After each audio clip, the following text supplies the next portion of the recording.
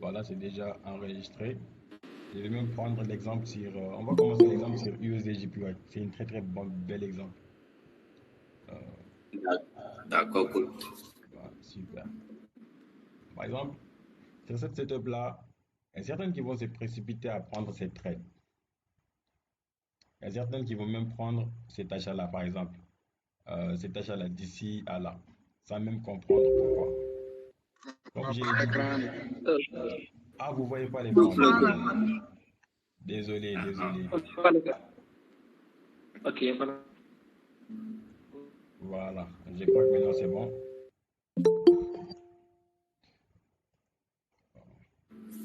Oui, c'est bon, cool. Super, voilà. I think it's good now. Voilà. Comme je le disais tout à l'heure à Michel, bienvenue. Je dis que cette semaine, il y a eu pas mal de setups qui ont été envoyés dans le canal. Certaines sont pas du tout mal, mais certaines sont pas du tout bons. Donc, vous savez, en trading, on n'a pas besoin de c'est passable ou c'est presque bon. Non, en trading, on a besoin qu'il y ait des bons setups, qu'il y ait des bons setups. On fait les management de compte. Faudra que tout ce qu'on va faire comme analyse s'approche minimum de la perfection. Savoir pourquoi tu as pris ce trade, les confidence qui vont te permettre même de te positionner devraient être importants. Par exemple, si moi je viens sur les graphiques, je décide de prendre une trade. Imaginons que je décide de prendre euh, une short ici. Minimum des choses, je devrais avoir des confidences. Des confidences qui vont me confirmer que ça va, je peux prendre cette trade-là. Par exemple, j'ai une masse psychologie ici. Cette masse psychologie me permet de prendre cette setup. Oui, parce que c'est une confidence. Mais je ne peux pas me permettre de venir, par exemple, sur une zone de liquidité. Je vois les prix venir. Elle prend de la liquidité. Vous voyez, elle prend de la liquidité. Les prix n'a même pas encore fini de faire ce qu'elle a envie de faire. Elle n'est même pas revenue dans cette zone-là. Moi, je décide de prendre un short de là, pensant que c'est la masse psychologie et ça va aller. Non, c'est pas comme ça. La masse psychologie est une confidence, mais la masse psychologie est accompagnée de quoi pour dire que c'est une confidence? Minimum, on veut voir la masse psychologique qu'elle soit complète. La masse psychologique devrait être complète. La masse psychologie, c'est pas seulement une prise de liquidité. Je vais préciser. La masse psychologie, c'est pas seulement une prise de liquidité comme ça. Non, c'est une prise de liquidité, mettre les autres dans une mauvaise phase du prix, puis revenir. C'est totalement ça. C'est tout ça qui s'appelle la masse psychologie.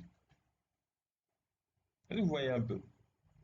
Donc, ce sont des confidences qu'on peut utiliser en notre faveur.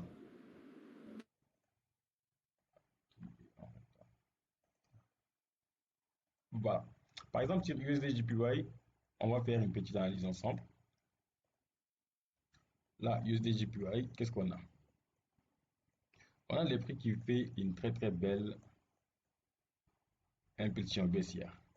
Très très belle impulsion baissière. Après, ça c'est le H1. Attends, je vais partir sur les daily. Voilà. Les daily. On a les prix qui fait une très très belle impulsion baissière. Très belle. Très très très belle.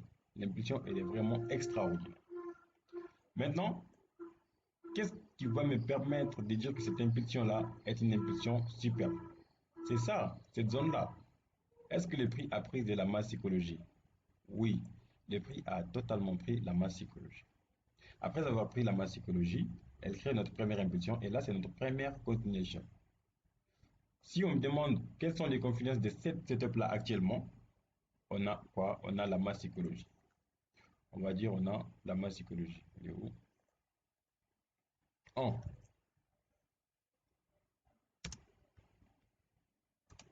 Masse psychologie. C'est bon? Ça, c'est la première de mes confidences. Maintenant, comment est ma structure? Comment est ma structure? Deux, je peux dire j'ai une approche structurale.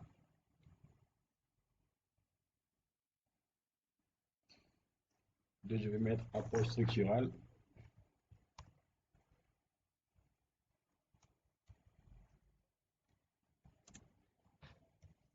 approche structurale. Ok. Maintenant, on a des confluences qui nous permettent de prendre ces trades-là. Mais vous savez tous comme moi que des confluences, ce n'est pas assez pour nous permettre de prendre une trade. Ça, c'est ce qu'on a en high time frame. Maintenant, partons un peu plus en low time frame. Par exemple, là, c'est le H4. Regardez très bien. Soyez vraiment précis. Regardez très bien. On a le prix qui fait une très très belle masse psychologie. Ici, l'approche elle est structurale. On a notre golden round. Normalement ici, il devrait y avoir tellement d'entrées en low time frame. Ok? Mais on n'a pas pu assister à tous ces trucs-là. Maintenant, si on prend notre outil, notre Gambox, il est où? Et qu'on mesure, là, on se trouve dans quelle zone? On se trouve dans une zone où le prix crée de larges patterns. On est dans une zone où le prix crée de larges patterns. Donc, ce sont toutes des notions à savoir. OK? Maintenant, les Gambox nous dit qu'on est sur une zone où le prix crée une large pattern. Donc, on peut mettre troisième confluence, zone de large pattern. OK? On est sur une zone de large pattern. C'est bon. On a trois confluences qui nous permettent maintenant de prendre ces trades-là. Mais ce n'est pas fini. La semaine passée, je crois que c'était la semaine passée dont je vous ai montré les valid zones et le comment dirais-je? C'était valid zone et quoi encore? Et le volume. Non, pas les volumes. Pas les volumes. C'était les valid zones et j'ai oublié les noms là. Bon, moi j'entends très bien. C'est quel nom? C'était quoi?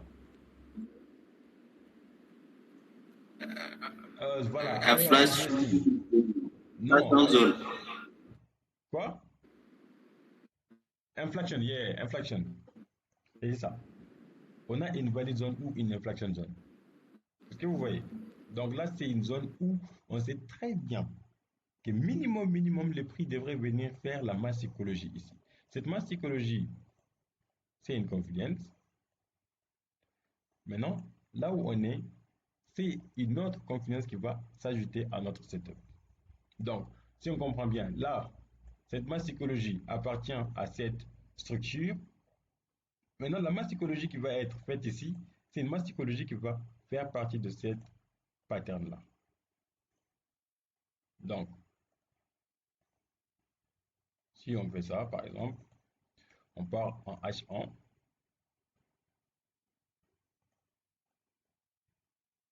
H1, on a quoi?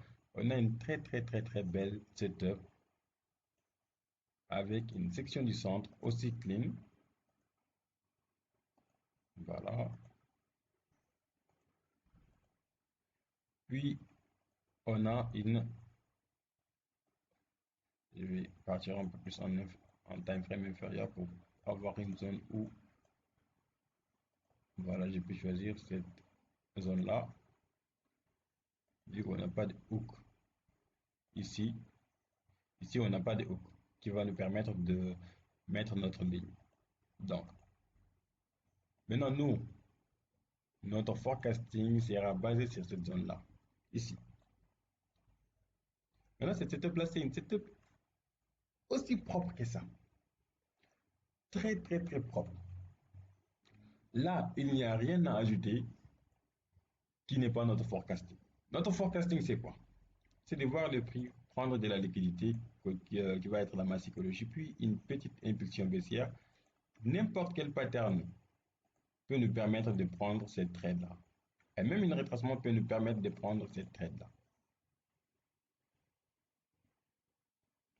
M15, on a une confluence. Bon, je vais les ajouter. Maintenant, les confluences qui nous manquent. Ça, c'est ce qu'on a. Les confluences qui nous manquent, c'est une prise de liquidité sur cette inflection zone.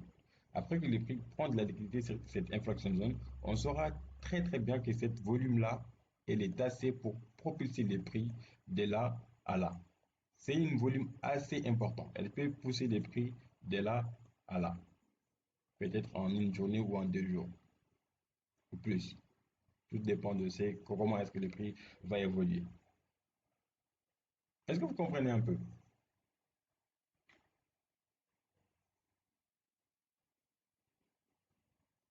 Est-ce que c'est bon? Oui. Super. Donc, on va passer à une setup qui a été envoyée par M. Diallo cette semaine. C'est une setup pas mal du tout. Mais il y a des petites choses à rectifier là-dessus. Par exemple, c'était cette setup-là. Cette setup, c'est une très très belle setup. On a eu une très belle entrée ici, mais il y avait toujours quelque chose qui manquait. Est-ce que quelqu'un peut me dire ce qui manque ici? Est-ce que quelqu'un peut proposer quelque chose? C'est la prise de liquidité. Hmm? La prise de liquidité, oui. La prise de liquidité. Faut pas hésiter. Si tu dis Ouais. la prise de liquidité, c'est ça. Par exemple, là, c'est une prise de liquidité qui a été faite. Et puis, c'est sur une zone de haut Oui. point aussi. Ouais, prise de liquidité sur une zone de haut point. Une inflection zone. C'est ça qui manque pour toi. On a ça ici. Alors, bonsoir, boss. Oui, bonsoir. Moi, je peux dire que c'est comment le prix a venu pour toucher au troisième toucher. Il n'a pas venu de manière extracteur. Elle est venue d'une approche impulsive. Oui. Oui. Avec une approche impulsive, il y a une manière de trader. Très bien, M. Diallo. Maintenant, je vais vous montrer quelque chose. On doit avoir une attaque. Hmm? Une impulsion avec attaque comme une entrée, quoi. Oui, c'est ça. Pour une entrée, il nous faut une impulsion, puis inside play. Oui, c'est ça. Maintenant, je vais vous montrer un truc. Je vais vous montrer un truc vraiment très, très, très important. Regardez très bien. Regardez très, très, très, très bien. Regardez cette impulsion. Après que le prix nous a créé cette impulsion, qu'est-ce qu'elle a fait? Elle a laissé une majeure partie des liquidités ici. Je vais tout effacer pour vous montrer. Par exemple, après que le prix a créé cette impulsion, elle a laissé cette inflection zone ici. Il y en a même une autre ici. Et puis, le prix crée une sorte de continuation. Elle crée une sorte de continuation. Concentrez-vous très très très bien sur cette partie. C'est une partie qui va vraiment vous aider à comprendre certaines choses sur la corrélation des paires, ok? GBP odd. On a une setup ici. On voit que le setup, elle est pas mal. La structure, elle est bonne. Partons à d'autres time frame pour faire les structures. La structure, elle est bonne.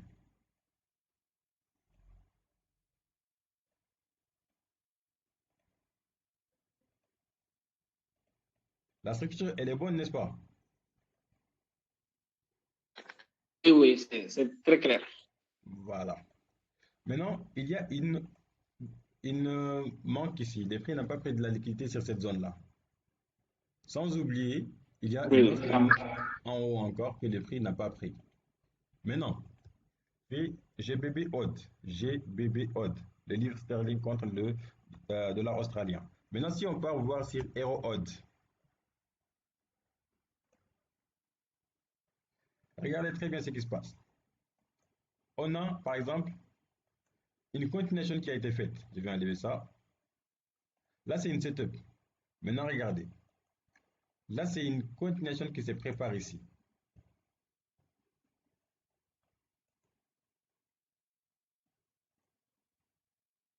Une touchée, deux touchées, il nous manque la probabilité ou la possibilité. Là aussi, c'est une setup qui se prépare pour l'achat. Regardez très bien. Maintenant, il y a GBP odd, puis il y a Euro odd. Ou je vais... voilà. Attendez, je vais l'ajouter ici.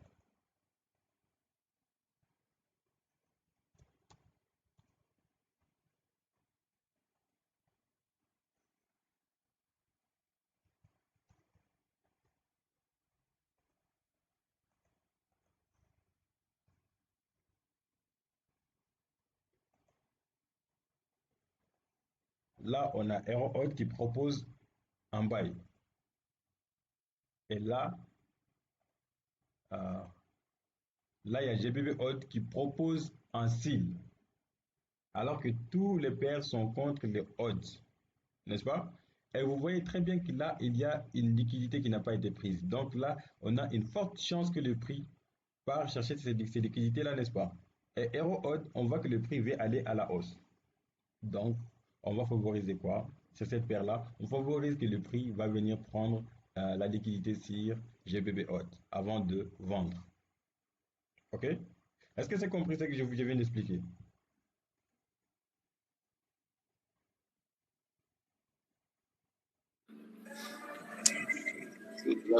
Souple la coach.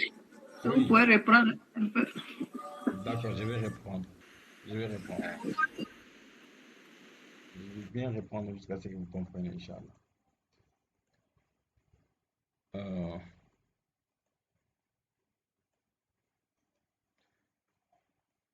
on va commencer. Moi, Oui, ce que moi j'ai compris, en fait, c'est comme la corrélation là, c'est en quelque sorte comme des confirmations même en fait. exactement. La corrélation, c'est les confirmations qu'on utilise. Par exemple, tu peux utiliser une autre paire pour savoir si ton setup elle est valide sur une autre paire. Voilà, effectivement, c'est comme ça, c'est comme depuis la semaine, je demandais juste, je posais la question, bon, Ah, j'avais pas on bien me compris la répond. question. Voilà. Donc, je vais refaire le même setup.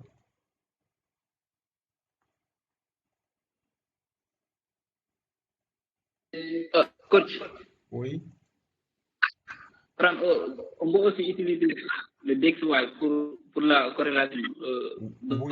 oui. Le DXY, on l'utilise pour Euro USD, GBP USD, etc. C'est pour le dollar, quoi. À tout ce qui est pour le dollar. Voilà. Ok, ok. Je regarde une vidéo là où vous avez expliqué ça, quoi.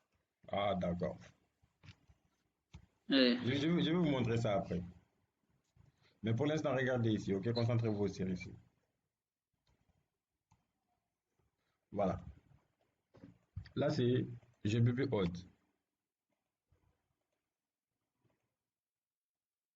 Et là-bas, c'est Euro Odd. Regardez très bien. Ici, ça finit par quoi? Ça finit par Odd, n'est-ce pas?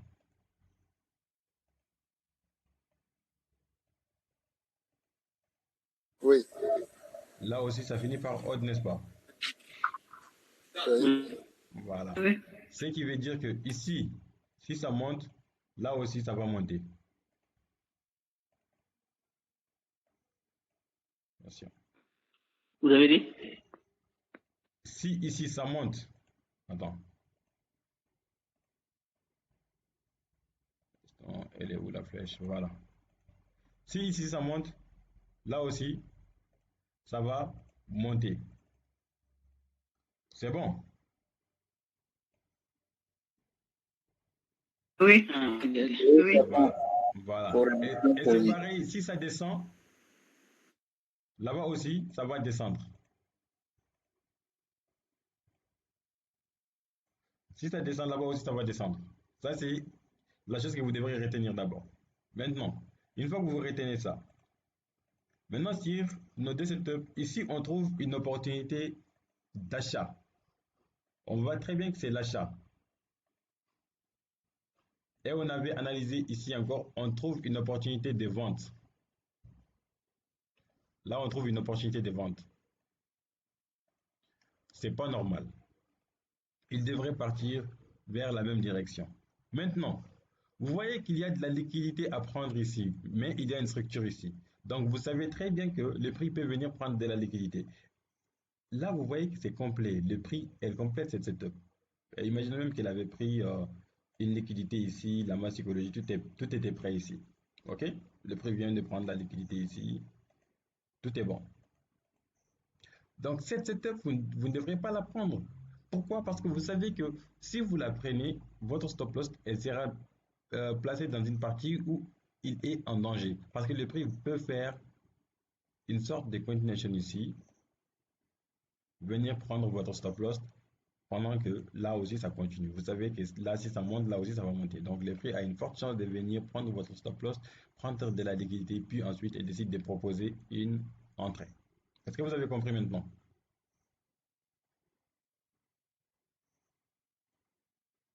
Oui. Oui, oui. Voilà, c'est ce que je voulais expliquer. Donc, ce qui veut dire que si vous trouvez une setup, votre setup elle est bonne, elle est propre, mais vous voyez que par exemple, il y a une sorte de liquidité sur cette setup-là.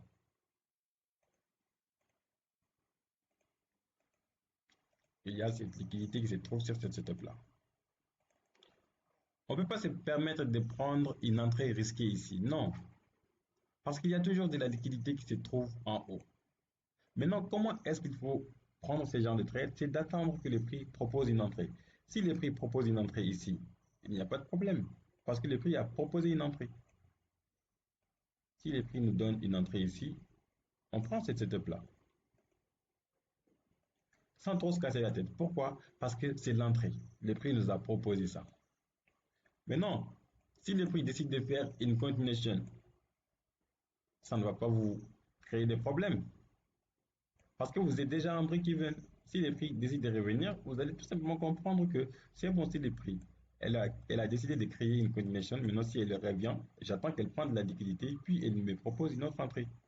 Tranquillement. C'est pourquoi j'ai dit que on devrait s'approcher à la perfection. On ne va pas être parfait, mais on va s'approcher à la perfection. Il y aura toujours des trades perdants. Il y aura toujours des trades mal prises. Mais c'est pas normal que quelqu'un prend une trade comme ça. Par exemple, tu vois, le prix propose une entrée, non pas une entrée, une setup, tout est bon, il y a de la liquidité sur cette zone-là, voilà, et tu prends une trade comme ça, ici. Ton stop loss, tu le mets quelque part comme ça. Non, ça, c'est pas permis. Ça, ces genre de trades, c'est pas des trades à prendre, c'est pas des trades pour vous. C'est des trades pour les gens qui n'ont pas suivi des formations, bien sûr. Mais vous avez suivi une formation complète pour ça.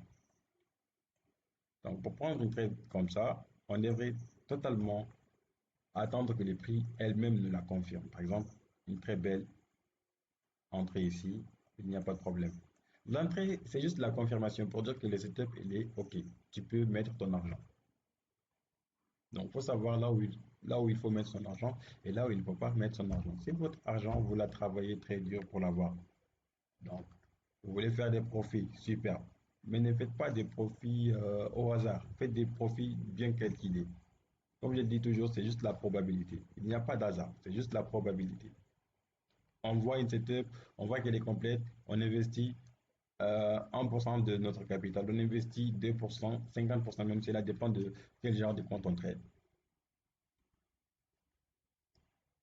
Et aussi, il y a d'autres trades aussi à ne pas prendre. Je vais donner des exemples de trades à ne pas prendre. Par exemple, oui, Par exemple, si je comprends, par exemple, oui, si ça que le prix propose une entrée, on peut prendre cette entrée tout en sachant que le prix peut proposer une continuation avant de totalement quoi. je n'ai pas compris la question. J'ai dit, Si les prix proposent une entrée comme ça, par exemple, oui, on peut prendre tout en sachant qu'on peut avoir une possibilité de prix parce une continuation, oui, prendre la liquidité qui restait après vendre totalement quoi.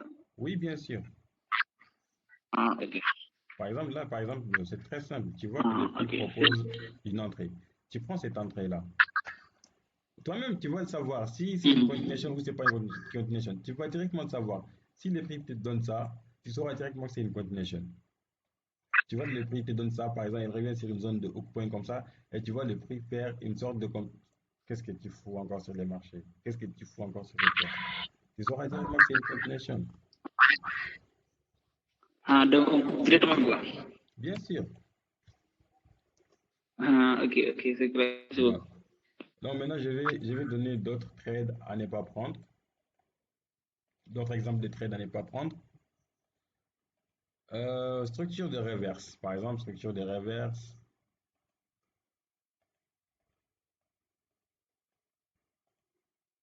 Approche impulsive. Là, vous savez très bien qu'on est sur une zone. Je vais même dire une zone de support. Là, on est sur une zone.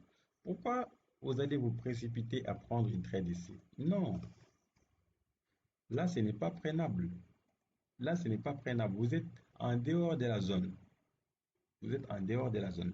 Quel que soit, même s'il y a la structure ici. Là, vous êtes en dehors de la zone. Donc, pour vous permettre de faciliter la chose, pour vous permettre d'être un peu plus en sécurité par rapport aux autres, attendez que le prix revienne. Quand vous avez commencé le trading, vous avez sans doute entendu parler de la fausse cassure, la masse psychologie, la fausse cassure. OK? Maintenant, le prix décide de revenir. On sait très bien que c'est la masse psychologie. Et elle va très bien avec notre structure. Mais non, on ne peut pas aussi se permettre de voir le prix faire la masse psychologie revenir directement. Et bon, on dit, bon, comme que le prix est déjà revenu, on va prendre une trade comme ça. C'est une trade, c'est normal. Mais le stop loss, elle est importante aussi. Vous allez prendre une trade avec 175 pips de stop loss. C'est un peu trop. C'est un peu trop. Attendez que le prix donne une entrée. Par exemple, comme ce qui se passe sur USDJPY, le prix est venu, il est sorti de la zone. Maintenant, on va attendre que le prix donne une autre entrée. Comme par exemple, là c'est l'impulsion, là c'est la continuation. C'est cette continuation-là qu'on va essayer de trader nous. Et cette continuation-là, on la trade de façon simple. Là, c'est une structure de H4. Et là, c'est une structure de daily. Regardez très bien comment on va filtrer ça. Structure de daily. On part en H4. Et cette continuation-là devient une structure de H4.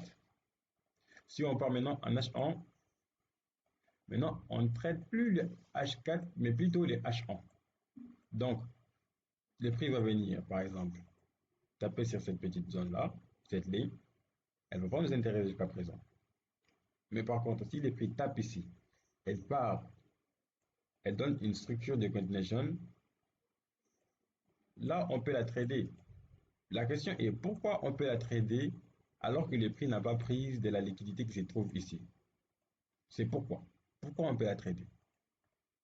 N'oubliez pas les concepts qu'on avait quand on avait commencé. Il y avait la probabilité et la possibilité. Donc là, c'est la zone de possibilité.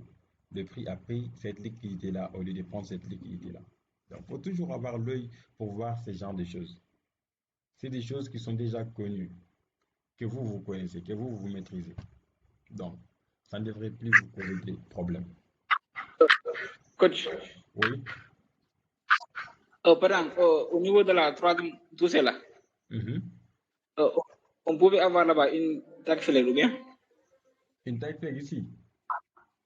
Oui. Mais c'est ce que je viens de dessiner ici, c'est ça qu'on appelle une entrée, une pattern de continuation. Non, avant de faire une impulsion carrément quoi, en haut quoi. En haut, non, si tu trouves une taille flag ici, ne la prends pas. Non, pas là-bas, là-bas. Ici. Quand le prix a commencé. Non, en bas, en bas. Ici. Ouais. Non, là-bas. Au niveau de la troisième poussée, après vous descendez en bas, un peu quoi. Au niveau de la liquidité qui est en haut. Ouais, descendez un peu.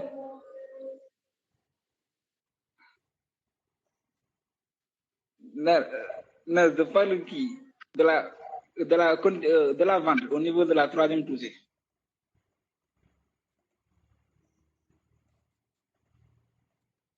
Ici, Voilà, en bas, tout droit. Course. à partir de là. Voilà, c'est là-bas. Voilà, c'est ça. Non, Mohamed, si tu prends une taille flex ici, c'est pas normal. C'est pas normal. C'est pas. T'as dépassé ça, Mohamed. Ça, c'est pas normal. Qu'est-ce que tu vois ici? Qu'est-ce que nous tous on voit? On voit impulsion continuation. Minimum, même si tu sais pas les tailles flex, etc. Là, c'est impulsion, là, c'est continuation. Mais non, si le prix te donne une autre impulsion, puis elle te donne, même si c'est pas une taille flex, et qu'elle donne, elle revient directement. Là, c'est une pattern que tout le monde connaît. Épaule, tête, épaule, ça devrait pas te poser de problème. Ok, je vois. Voilà, ça, c'est des petites choses. On a dépassé ça.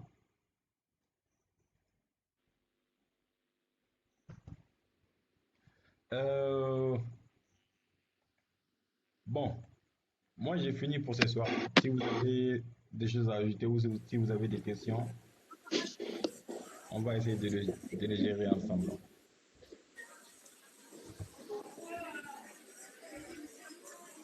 Alors moi, ce que je voulais demander, Oui. c'est combien de trades qu'on doit prendre dans une journée? Ou bien une seule trade suffit? En une journée, Oui. c'est une très très bonne question parce que je vois certaines qui prennent jusqu'à 10 trades par semaine et c'est exagéré. Pour dire la vérité, c'est vraiment trop. C'est du n'importe quoi. Ce que vous faites, c'est du n'importe quoi. En une journée, si vous trouvez une seule trade, c'est suffisant. En une semaine, si vous trouvez 2 trades, c'est vraiment extraordinaire. Mais le fait d'avoir peu de trades signifie tout simplement que vous avez filtré, vous avez vraiment filtré vos setups. Vous avez décidé de prendre que des trades de qualité. Sinon, si on vient sur les graphiques à chaque instant, on peut avoir des setups, hein. Même là, actuellement ici, ça c'est une setup. Il y a des gens qui peuvent trader ça. Tu pars en M15, s'il n'y avait pas la fermeture ce soir, par exemple, là c'est une setup. Tu peux trouver quelque chose, une continuation ici, tu essaies de la trader. Tu trades de là à là, ainsi de suite, ainsi de suite. Mais c'est pas ce qui compte. Ce qui compte, c'est d'avoir les meilleurs des trades.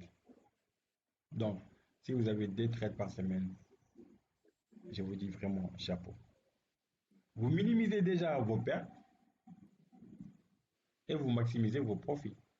Celui qui prend 2 trades par semaine, il peut au moins avoir des TP ou une seule TP.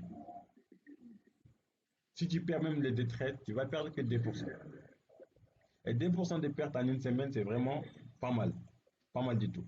Mais celui qui perd 5% de son capital en une semaine, avec un compte de profit, en 2 semaines, tu vas perdre ce compte-là. Donc, essayez de prendre le minimum de trades possible. Essayez toujours de filtrer aussi vos trades. Toujours filtrer vos trades. Ne prenez pas de trades au hasard. Ne prenez pas de trades sans confidence.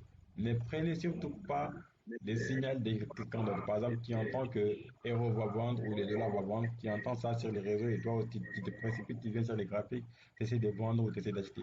C'est quelque chose qui peut empêcher beaucoup de traders à avancer. Parce que vous savez déjà ce que vous faites. Vous êtes déjà des traders, vous savez déjà faire des analyses. Donc pourquoi faire confiance aux analystes de gens que vous ne connaissez pas? Donc, concentrez-vous sur vous-même. Si vous voyez une vente sur ROUSD, par exemple là c'est une vente que moi et vous on voit sur USD JPY. Et vous voyez sur le New York Post que le dollar va acheter. Non, n'achetez pas. Le New York Post a dit que le dollar va acheter. Vous savez c'est quand? Non, peut-être qu'il parle de long terme. Peut-être qu'il part à court terme. Peut-être que ça va être des bougies de 1 minute qui vont pomper un peu, puis prendre la liquidité. Peut-être encore que le prix va essayer de revenir, créer une sorte de large continuation avant de partir. Mais vous, ce que vous voyez, c'est ce que vous devrez faire sur les graphiques. Faites confiance en vous-même. Et concernant les setups, vous pouvez toujours chercher des setups. Chaque jour que vous venez sur le marché, regardez tous les paires. Si vous voyez des paires que vous voyez que c'est joli, filtrez deux, mettez-les à côté et enlevez les restes. S'il vous plaît, coach. Oui. Et je voudrais voir si on peut analyser l'indice du dollar pour au moins avoir une vue sur l'évolution des paires qui sont corrélées avec le dollar. D'accord, d'accord. Voilà. Moi, j'avais une vision, j'avais déjà analysé ça, mais je crois que le prix va vendre encore. Mais j'avais un achat sur le long terme. Vous voyez, ça c'est le dollar en long terme. Ça, c'est le dollar en long terme. On a une zone où le prix devrait venir récupérer, ça c'est un. Mais pour l'instant, on va se concentrer sur le court terme. Donc, on va enlever cette ligne-là pour commencer, parce que le prix l'a déjà violé. On a cette zone-là qui a été une zone importante pour le prix. Donc, ça va être notre inflection zone. Maintenant, notre prochaine zone où le prix va probablement attaquer, c'est ce niveau-là. Voilà. Inflection zone, il faut toujours le noter. Je crois que j'ai une vision sur le dollar. Une très très belle vision. Voilà, une très très belle vision.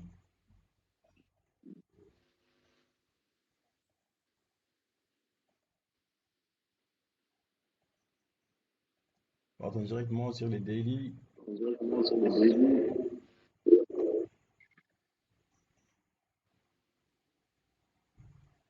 Il y a le micro de quelqu'un qui est allumé et qui fait des échos.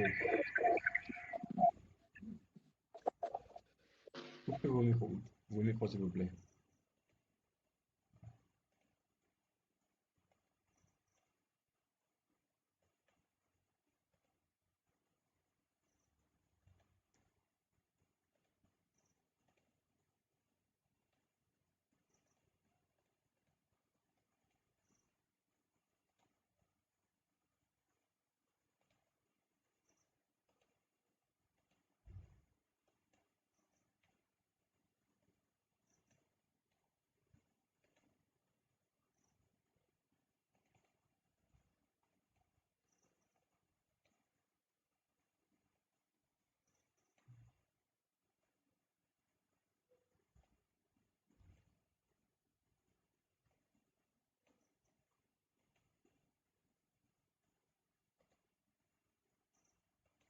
Donc les dollars minimum, on va viser cette zone de possibilité.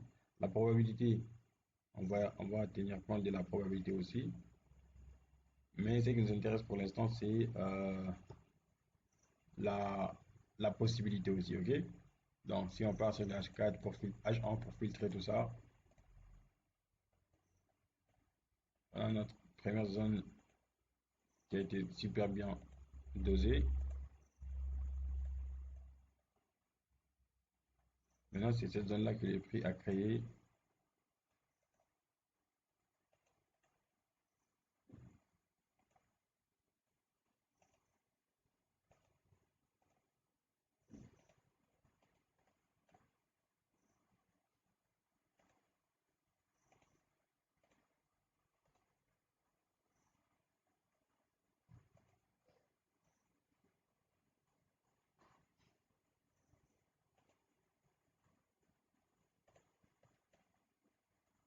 Voilà.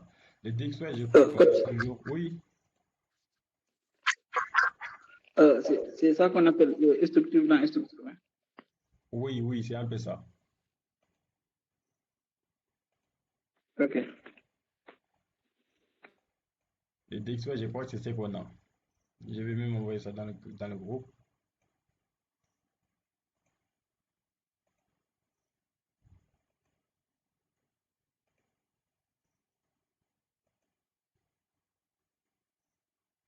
C'est bon, M. Batan?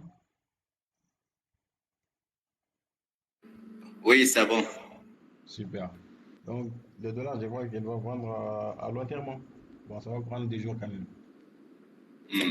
L'euro devrait prendre de la valeur.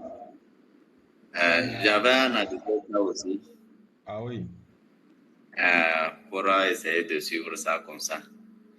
d'accord, d'accord. Donc, c'est bon, c'est bon. Ça corrèle bien, ça corrèle bien. Léo aussi propose un achat jusqu'à ces niveaux-là avant de proposer une vente, donc c'est bon. Merci, coach. Je vous en prie. Donc, je crois que c'est tout pour aujourd'hui. Dimanche, on va essayer de voir ensemble les opportunités de la semaine à venir. Mais j'espère quand même que vous avez compris un peu ce qu'on a partagé ce soir. La précision surtout. La précision est très très importante. Vraiment, le cours là a été très important pour moi. Super, c'est vraiment gentil. Il y avait cette confusion au niveau des entrées. Ah, super, super. Mais j'espère que ça va maintenant. Ah, ça va. Je vais encore travailler sur ça. Si, surtout, faut bien travailler sur les entrées. Parce que c'est les entrées qui sont vraiment importantes. Le fait de savoir analyser, c'est très bien. Mais patienter devant les graphiques jusqu'à avoir une entrée, c'est ce qui est compliqué. C'est compliqué de patienter, quoi. Voilà, c'est très très compliqué. Mais continuez de travailler encore et encore. J'en suis sûr et certain à 100% que chacun d'entre vous dans ces groupes-là va être vraiment extraordinaire en analyse technique, en analyse psychologique et même les entrées vont être vraiment extraordinaires. Merci, coach. Je vous en prie. Vous avez les nouvelles de M. Marcel, hein? Oui, Marcel, il va très très très bien. Je parle avec lui ces temps-ci. Il avait des petits soucis, mais ça va, ça va. Ça Oui, va, quoi. il va très bien. Il était un peu de garde, quoi. C'est ce qu'il m'avait dit. Oui. Ok. Il est même parmi nous, il est dans les groupes. Oh, Peut-être dimanche, ah, il sera présent sur les lives. ok, Inch'Allah. Inch'Allah. Pour les opportunités de la semaine, on peut aussi suivre les mêmes paires, mais pour voir les paires encore. Bien. Oui, oui, bien sûr. Mais dimanche aussi, on va essayer de travailler ensemble avec les gens aussi qui ne sont pas dans le groupe privé. Il faudra aussi les aider un peu, un peu. C'est pas tout le monde qui a les moyens, mais on va pouvoir avancer ensemble, Inch'Allah. Ok, je comprends bien. Inch'Allah. Ok, merci beaucoup. Je vous en prie et passez une excellente week-end à vous. Merci, coach. À vous, pareillement. Merci, Tata Bintou. Ok, merci beaucoup. Merci, coach. Bonne soirée. Merci à vous.